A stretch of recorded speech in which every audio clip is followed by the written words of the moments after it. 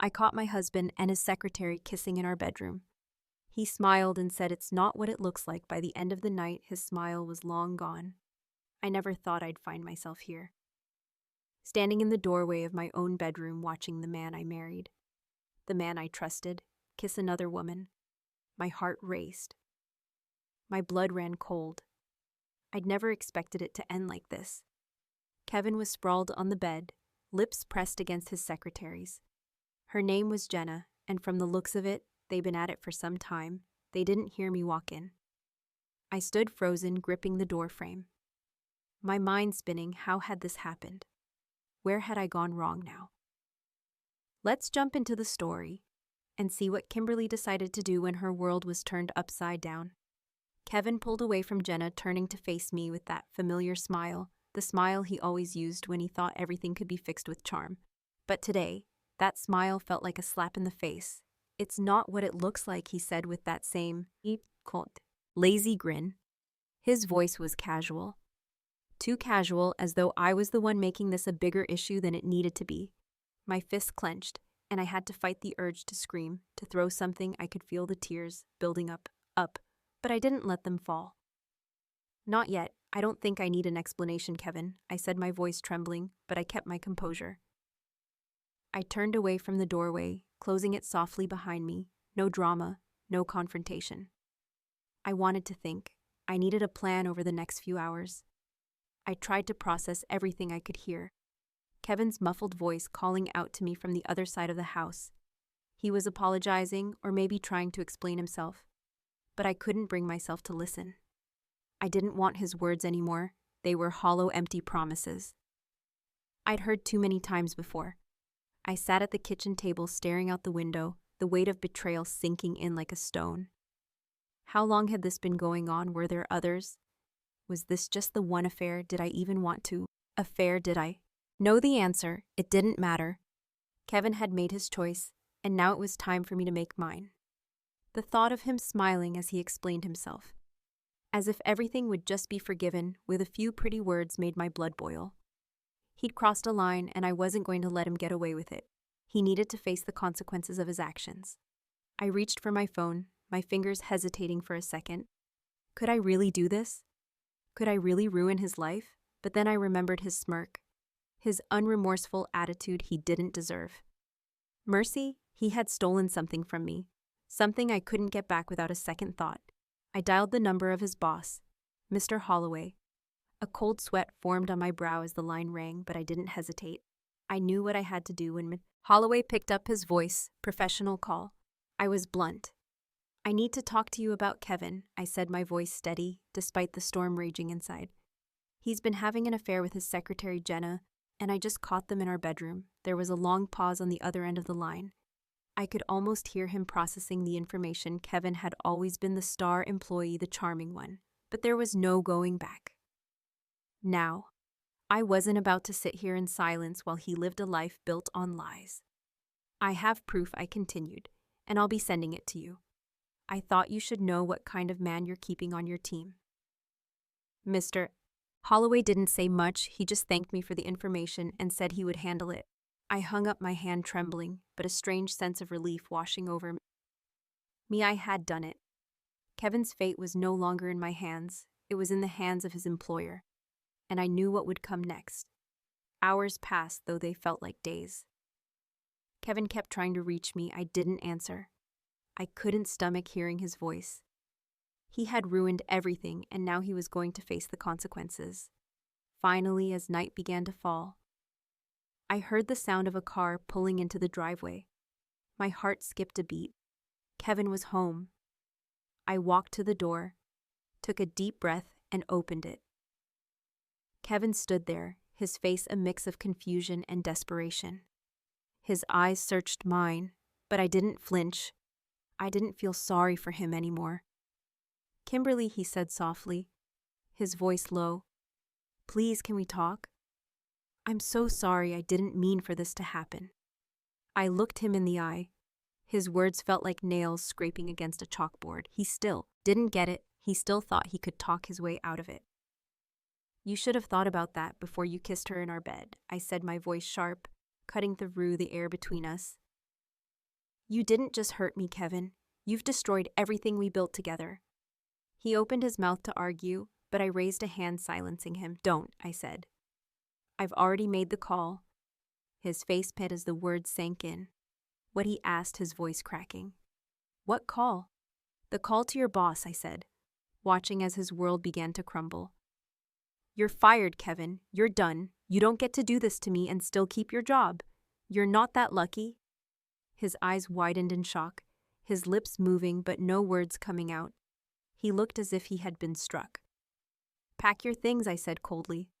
I don't want you here anymore. I turned away, walking into the living room, as I heard him stumble through the door behind me. The sound of him collecting his things echoed in the silence of the house. I could feel a strange sense of satisfaction rising within me, but it was more than that. I felt empowered. I had taken control. He would never again hold power over me when he left. I stood in the doorway watching him walk away with nothing but a box of his belongings. And just like that, Kevin's smile was gone, replaced by the bitter taste of his own failure. It was only hours after Kevin had left his suitcase and box of belongings, a glaring reminder of how easily everything had changed. I stood by the window staring at the empty street, the cool breeze brushing against the glass, but I felt nothing but a deep emptiness in my chest. I couldn't call it grief. It wasn't that simple. This wasn't the kind of pain that comes with loss. No, this was something different, betrayal at that moment. I didn't just want to move on. I needed something more, a sense of control of taking back what was mine. Kevin thought he could just waltz in and out of my life without consequences. He thought he could play me for a fool. And for years I let him, but that was over. But now I glanced at the phone on the kitchen counter, the one that had been used for that one call. The call that had shattered Kevin's world, but the satisfaction that came with his firing had started to fade. Sure, I'd taken a piece of his power, but was it enough? No. Something inside me told me it wasn't. The night stretched on, and I found myself pacing. I needed more than just a small victory. I wanted him to feel the weight of the betrayal the way I had. I needed him to understand just how deep this cut went. I thought about his arrogance, about the way he dismissed me earlier, as though this was just a misunderstanding, a moment of weakness. And John? What had she thought, that she could just step into my life, take my place, and get away with it? No, I couldn't let them get off easy. They both needed to learn the consequences of what they'd done. By the time midnight rolled around, I had made up my mind. It wasn't just Kevin who needed to pay Jenna too. Needed a wake-up call. I reached for the phone again, this time dialing a number that felt almost too easy. It was Kevin's number, the one he kept close to his side, always with him at work. The phone rang. It felt like an eternity, but I wasn't going to let the silence break me. When Kevin finally picked up, his voice was strained. Kimberly, what's going on? I let his name linger for a moment, letting the weight of it sit in the air. I could hear his discomfort, his uncertainty. Think we need to talk about your little affair, Kevin, I said, my voice level, not betraying the emotions that still ched inside me. I've been thinking, and I don't think Jenna should be left out of this conversation. There was a long pause, and I could almost see his mind racing. He thought I'd forget. He thought it was all over when he left. But I wasn't done. Not yet, Jenna, he coaxed Kimberly. Please, can we? I'll be in touch with her. I think it's time you both get the message, I said, cutting him off. You can't just destroy someone's life like you did mine and expect no repercussions. You hurt me, Kevin. You shattered everything, and now I'm going to make sure you both remember this night for a very long time. Kevin was silent for a moment, then I heard a faint, desperate laugh on the other end of the line. You really think you can just— I already did, I said, my voice calm but firm. This is only the beginning. I'll make sure your little secretary knows that some things aren't so easy to take without consequences. You both will regret this. You'll regret ever thinking you could outsmart me. I hung up before he could say anything else. I wasn't going to let him talk me down, to make me second-guess my decision. He had made his bed, and now he would lie in it. Jenna too would face the music the next morning. I wasn't surprised when I received a message from Jenna. She knew something was wrong, and as expected, she reached out the arrogance that had filled her voice the night before. When she kissed Kevin in my own home, was now replaced with an anxious tone. "I'm sorry, Kimberly. I don't know how this happened," the message read. "I didn't mean for it to go this far. Please, can we meet? I want to explain." I stared at the phone for a moment, considering my options. A part of me wanted to ignore her, to let her stew in her own guilt. But other part of me knew that meeting her, facing her, would bring me the closure I needed. It was time to confront her face to face. I agreed to meet her at a small coffee shop in the middle of the afternoon, a place where we could talk without distractions. When I arrived, Jenna was already there, her eyes red-rimmed, her face drawn in an expression of guilt and regret. The moment she saw me, she stood up, but I could see the unease in her posture. "Kimberly, she started. But I cut her off. "Save it," I said coldly, walking toward her and taking a seat across from her. I didn't want to hear excuses or apologies. I wanted to hear the truth and nothing less. "I know what happened between you and Kevin," I continued, "and I know that you're sorry, but sorry doesn't fix things. Sorry doesn't make up for the damage you've done." She opened her mouth to respond, but no words came out. I could see her shaking slightly. "You didn't just sleep with my husband, Jenna," I said, my voice low and steady. "You took everything from me, and now I'm going to make sure you understand exactly what that means." Her eyes widened in horror, but I didn't stop there. "I already spoke to your boss," I said, a smirk tugging at the corner of my mouth. "Your little affair didn't stay a secret for long." Jenna's face drained of color. I could feel her panic in the air between us. This was it. This was the reckoning. "Maybe you'll think twice before you step into someone else's life again," I added, my voice ice cold. I stood up to leave, feeling a sense of triumph wash over me for the first time in what felt like forever. I had the control. Kevin and Jenna's world was crumbling, and there was nothing they could do to stop it. As I walked away from the table, I realized something. This wasn't about revenge anymore. This was about reclaiming my power, about remembering who I was and who I could be without them. And that, in the end, was the sweetest victory of all the following day. The phone call from Kevin's boss came earlier than I expected. His voice was clipped, controlled, as though he had prepared himself for the conversation. I could almost hear the tension in his words. "Kimberly, I received a report. Kevin has been involved in a serious situation at the office, and I'm trying to get to the bottom of it." I took a deep breath, holding back the satisfaction threatening to bubble up. I knew this was coming, but hearing his tone made it feel real. I wasn't just taking away Kevin's job. I was taking away his sense of security, his pride, everything he had worked so hard for. "I don't think there's any need to get to the bottom of it," I said calmly. "Kevin's been keeping a few secrets from you, and I'm afraid you've been kept in the dark about his personal life, the one involving his secretary's silence, then a sharp breath. Kimberly, you're talking about Jenna, aren't you?"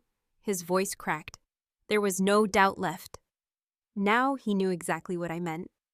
The pieces had fallen into place, and all I had to do was give him the final push. "I'm afraid." So I said, feeling the power of the moment settle over me, "I don't think you're going to want your employees in a relationship like that, not when it involves breaking trusts and disrupting families." I could hear him shifting in his chair, the unease mounting in his voice. "You can't possibly be serious. Kevin is a good worker, reliable. But if what you're saying is true, it is," I interjected, cutting him off. "But you don't have to worry. I'm handling it. I've already spoken to HR. I'm just letting you know so you don't get blindsided when things inevitably escalate." "Kevin won't be working for you much longer, though," I made sure of that. There was a brief silence on the other end, then the sound of a desk chair squeaking, as if Kevin's boss was adjusting himself. "I'll handle this from here, Kimberly," he said, his voice laced with hesitation.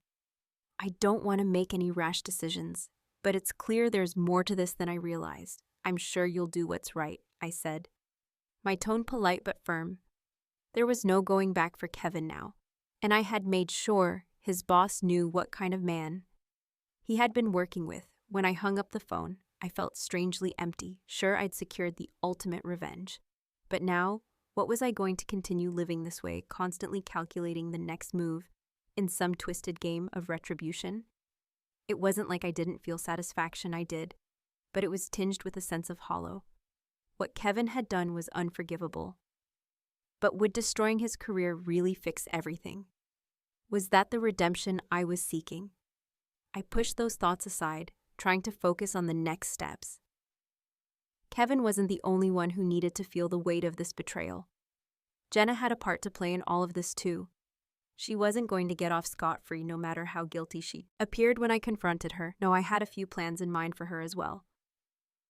The following afternoon, I sat down with a glass of wine in hand, my foam gripped tightly in my fingers.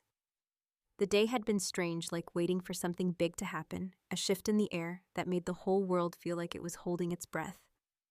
I needed to find closure, a way to put an end to this chapter. The revenge wasn't enough. There needed to be a finality to it. That's when I made the decision I was going to confront Jenna again. This time, there would be no room for apologies. No chance for her to pretend that she wasn't responsible. I would lay everything out on the table and let her see just how far I was willing to go to ensure she felt the consequences of her actions. I dialed her number, watching as the screen lit up with her name. She picked up after the third ring, her voice shaky from the very beginning. "Kimberly," she asked cautiously, as though she already knew why I was calling. "Don't pretend you don't know why I'm calling," I said coldly. "I think you've been keeping your own secrets, haven't you? You and Kevin, that little affair of yours? You've ruined my life, Jenna. And now it's time for you to face the music." There was a brief silence before Jenna spoke again, her voice barely audible. "I didn't mean for this to happen. I never meant to hurt you, Kimberly." "I'm sorry," she stammered, the regret dripping from every word. "Sorry," I echoed the word, tasting bitter in my mouth. "Sorry doesn't fix anything, Jenna. You and Kevin thought you could get away with this laugh behind my back. Take everything I built with him. Well, you were wrong. You'll regret this for a long time." Her breathing quickened, and I could sense her desperation through the phone. I could almost picture her wringing her hand sitting there, trying to come up with something that would undo everything she'd done. "I can fix this," she said, her voice cracking. "Please, Kimberly, believe him." "I'll do whatever it takes." I shook my head, even.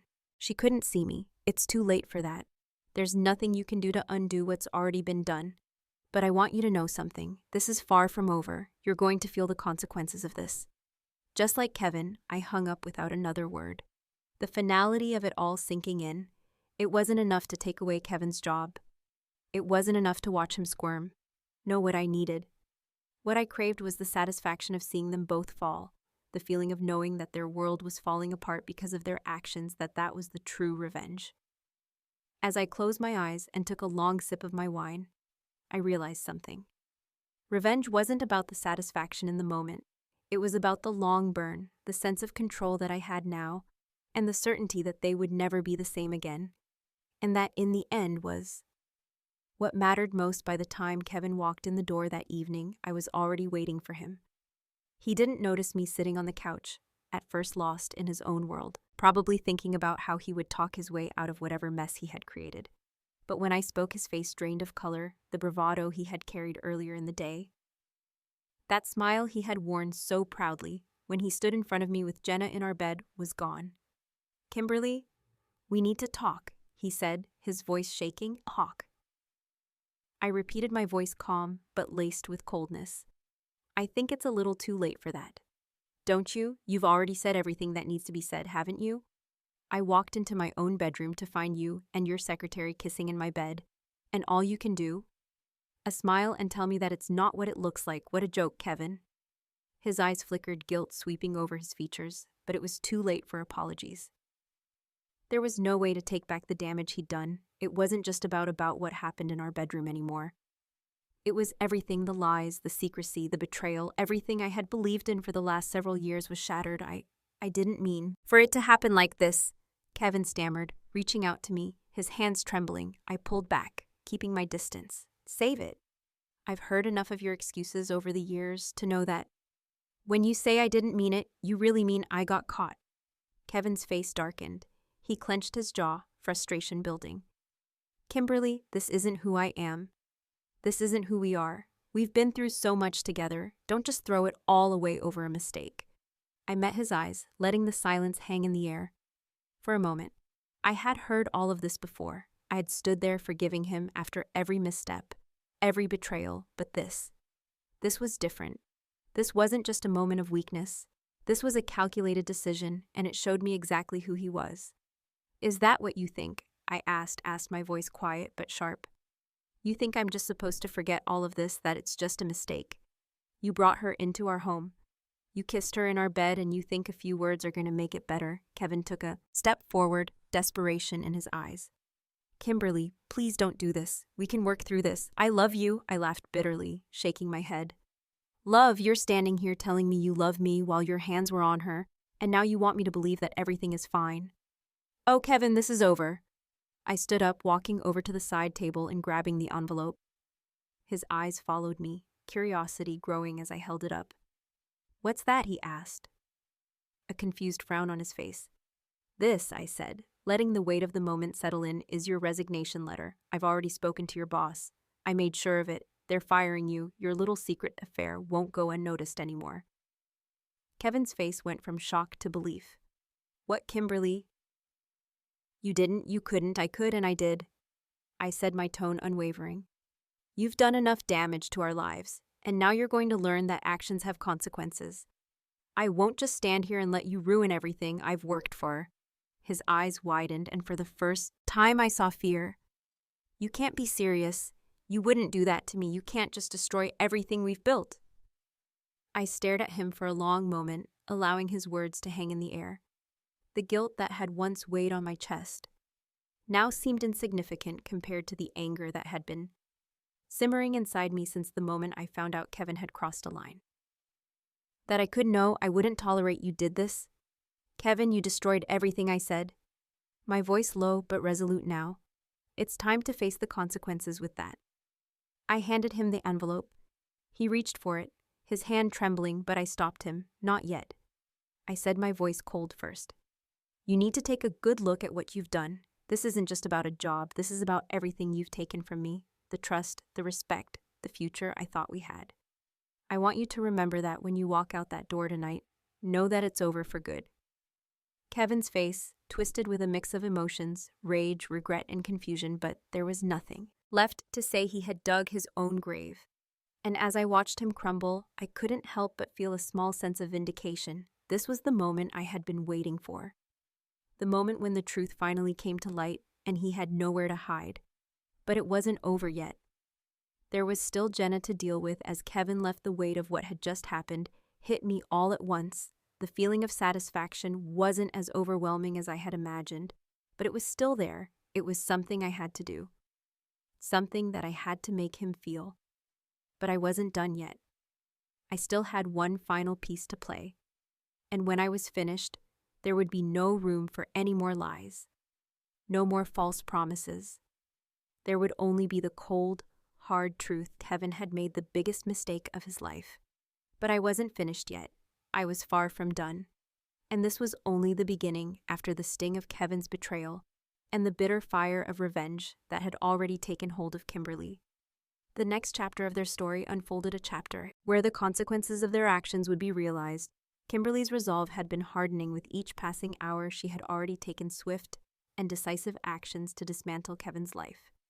Piece by piece, his job gone, his sense of security shattered. But Kimberly knew there was more to be done. This wasn't just about inflicting pain for the sake of it. She wanted him to experience the emotional upheaval, to truly comprehend the gravity of what he'd done, and she had one final powerful card to play. I watched him with a calmness that unnerved even me. Kevin had come back to the apartment, his usual confident swagger now gone. His shoulders lumped as he stood in the hallway, holding the box I had handed him earlier that evening. The reality of the situation was settling in, and he knew there was nothing he could say that would fix what had been done.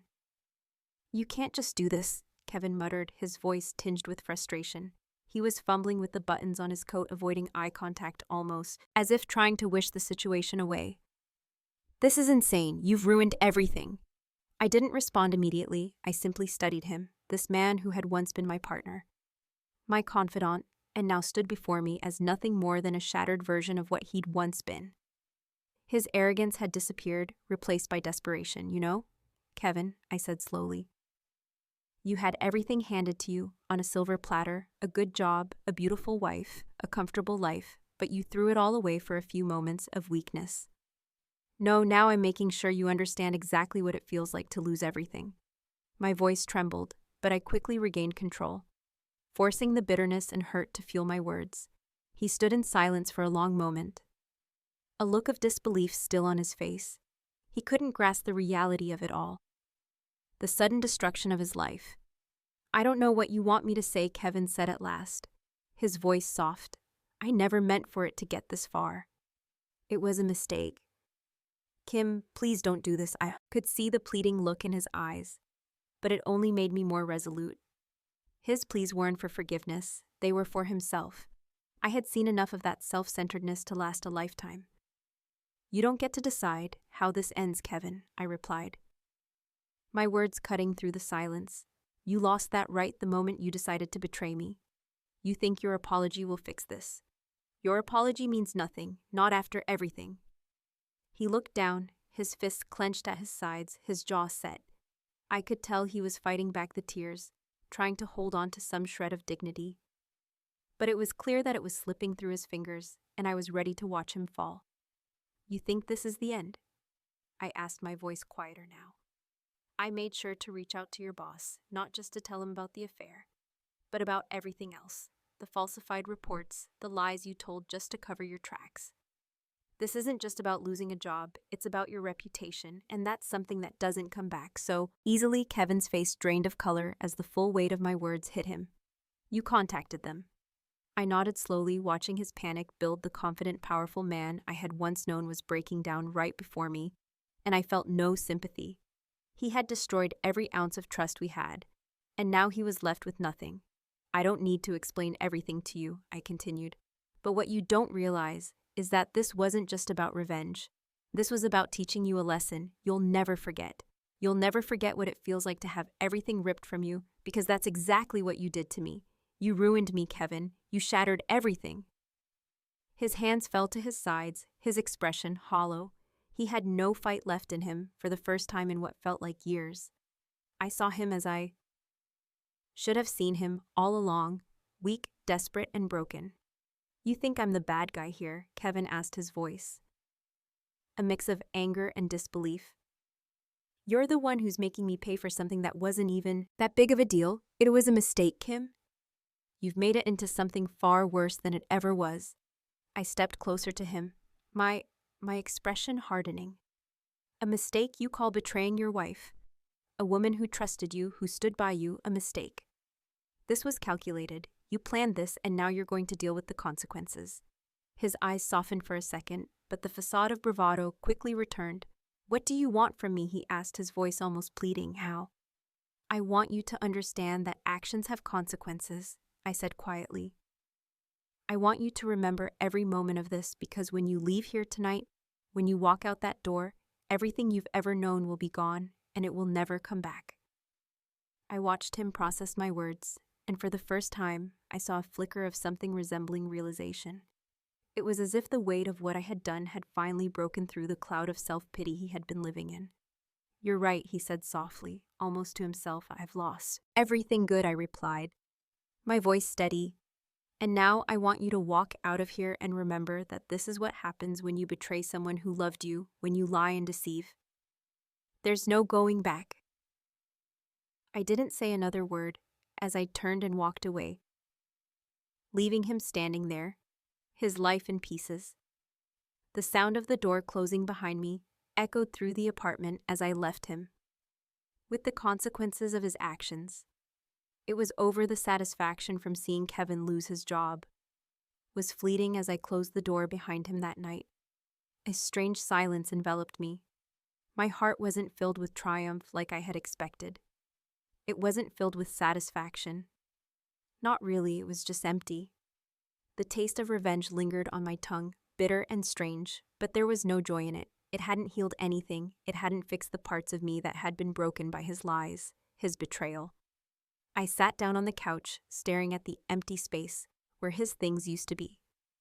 I'd gone through everything. Before handing it to him, his clothes, his shoes, his wallet, each item a painful reminder of the life I had once shared with him. It should have been cathartic. But instead, it felt like I was drowning in the aftermath of my own choices. The truth was, I wasn't sure what I had hoped to gain from this. I had taken everything from him. But in doing so, I had sacrificed my own peace. The anger that had driven me for so long now felt hollow, replaced by something darker and more unsettling. Regret. Could it be that I was just as lost as he was? I walked over to the window, peering out at the city below. People moved about their lives, happy, indifferent, carefree. And yet here I was, stuck in the wreckage of my own making. Had it really been worth it, all of it? The sleepless nights, the phone calls to his boss, the harsh words I'd thrown at him. What had I truly gained other than a hollow victory? I thought back to the moment when I had first caught them.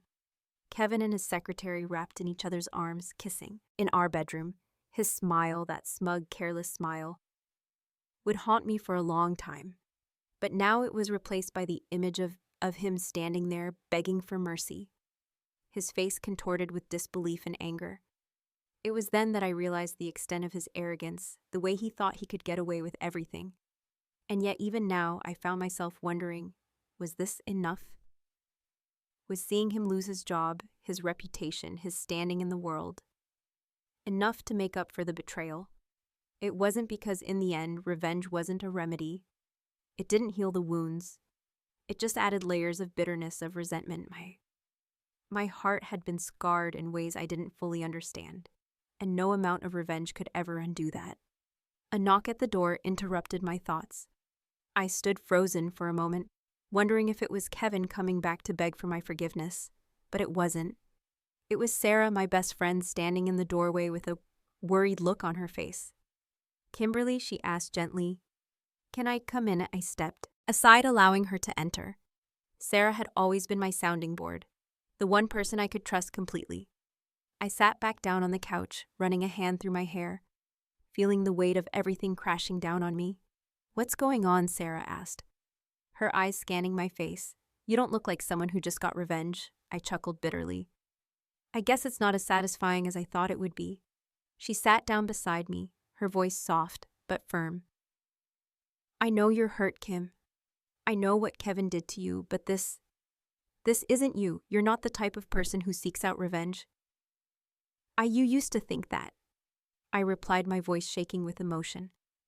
"But when he did, what he did when I found out the truth, it changed me. I couldn't just sit back and let him get away with it. He needed to know what it felt like. He needed to feel the consequences of his actions." Sarah's gaze softened and she placed a hand on my shoulder. "I get that, I really do, but revenge doesn't fill the emptiness, Kim. It only leaves you more hollow than before. You've got to heal, to find a way to let go of this for you, not for him." I shook my head, feeling tears prick at the corners of my eyes. I don't know how to move on from this." Sarah gave me a small, understanding smile. "I'm not saying it's easy. It never is, but you've got to take back control of your own life. Don't let him continue to dictate how you feel. You're stronger than this." I wanted to believe her, I really did. But in that moment, I couldn't see the way out. I had spent so long focusing on making Kevin pay for what he'd done that I had forgotten to take care of myself. The revenge, the anger, the hurt, it had consumed me, and now I was left with nothing but the aftermath. Sarah stood up and walked to the door. "I'm here for you always. But you've got to find your own way forward, Kim, for you." As she left, I was left alone with my thoughts, the silence settling in once more. I realized something in that moment. Revenge might have been the answer for a while, but it wasn't the end game. If I ever wanted to find peace, if I ever wanted to move forward, I needed to find a way to heal. I had to stop letting him control me, even from a distance. I had to let go. And for the first time in a long time, I felt a glimmer of hope. It wouldn't be easy, but I knew that this chapter was over. The next one, though, that was still tied, unwritten after Kevin was fired. I couldn't help but feel a deep sense of satisfaction. It was as if a weight had been lifted from my shoulders for years. I had silently endured his betrayal, but now for the first time in what felt like an eternity, I was in control. As I sat at the kitchen table that evening, I could hear the front door creak open. Kevin had returned home, but something was different.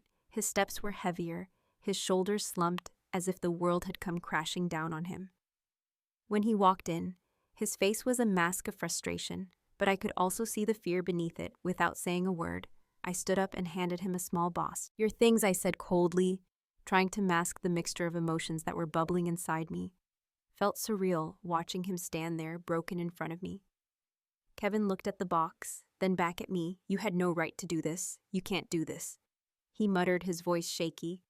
But there was no anger in his tone anymore, only the helplessness that came from losing everything.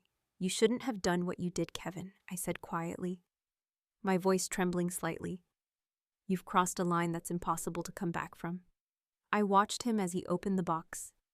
Slowly, his fingers trembling. He wasn't even trying to hide the desperation in his eyes. His belongings, clothes, a few old books, and his wedding ring sat in that box, like evidence of a life he thought he could keep. I felt nothing but a strange numbness as I watched him. "I'll find another job," he said, trying to regain some semblance of composure. But his words felt hollow, like he was trying to convince himself. "You will," I replied, "but don't think for a pack. I'll cabwa. Second, I'm going to make it easy for you." My heart pounded in my chest. I was both afraid and exhilarated by the power I now held over him. He had destroyed our marriage, and now I was making him feel the consequences. He looked at me, pain flashing in his eyes. "Kimberly, please. I never meant to hurt you. It was a mistake. It didn't mean anything."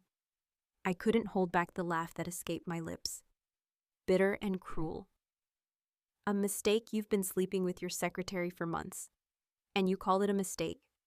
I could see the guilt and remorse starting to creep into his eyes, but it was too little too late. There was no going back now. "You were never sorry when you did it," I said, my voice growing colder. "You thought you could have it all, the career, the affair of the family, but now look at you."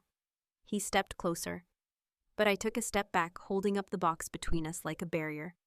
"Don't come near me, Kevin. You made your choices, and now you'll have to live with them." The silence stretched between us. I could feel his eyes on me, but I couldn't bring myself to look at him anymore. I was done. The man I thought I loved, the man who had been my partner for so long, was now a stranger to me, and I was no longer the woman who would stand by him, no matter what. "I want you to leave," I said, my voice firm now, his face twisted in disbelief. "Leave? You want me to leave? This is my house, Kimberly. You can't just kick me out like this." But I could. I had the right, and he had lost the privilege of calling this place home. He had chosen his own path, and now he had to walk it alone. "I've already called a few people," I said, my voice calm. "Your things are being packed up, and I'm having them sent to your sister's place. You won't be staying here anymore." "It's over." Kevin's face went pale, his mouth opening and closing as if he wanted to say something, but no words came out. I wasn't interested in his excuses anymore. He had broken me for the last time. Without a word, he turned and stormed out of the house, slamming the door behind him. I didn't feel relief, nor did I feel victorious. I only felt a deep, hollow ache in my chest that reminded me of how much I had given to this marriage, how much I had sacrificed. But in that moment, I knew that I had done the right thing. Kevin had lost everything, and I had finally taken back control of my life. As the door slammed, I closed my eyes and exhaled slowly, the weight of the decision I had made settling in.